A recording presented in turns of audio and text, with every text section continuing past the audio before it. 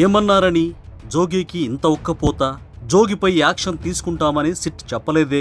ప్రభుత్వం కూడా నేరుగా ప్రకటన చేయలేదే? ఎందుకని ఈ ప్రమాణాలు? ఎందుకీ హడావిడి? జాగ్రత్తగా గమనిస్తే నకిలీ లిక్కర్ ఎపిసోడ్లో జోగి రమేష్ పేరు వినిపించినప్పటి నుంచి కుటుంబాన్ని రాజకీయాల్లోకి లాగుతున్నారు. నకిలీ లిక్కర్ స్కామ్లు ప్రధాన నిందితుడుగా ఉన్న జనార్దన్ రావు జోగి రమేష్ చేయమంటేనే ఈ పని చేశారని చెప్పుకొచ్చారు.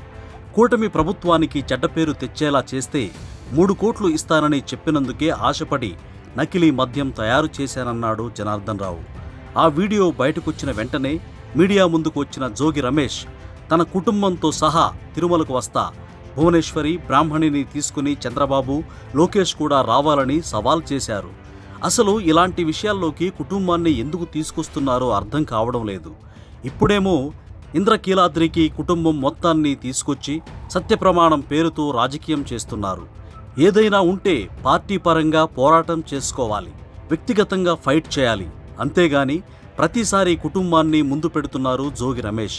అంటే ఒక సెంటిమెంట్ ప్లే చేస్తున్నారా? సానుభూతి రావడం కోసం ప్రయత్నిస్తున్నారా? ఒకవేళ అరెస్ట్ చేయాల్సి వస్తే ఆ సమయంలోనూ ఫ్యామిలీని అడ్డు పెట్టుకోదలుచుకున్నారా?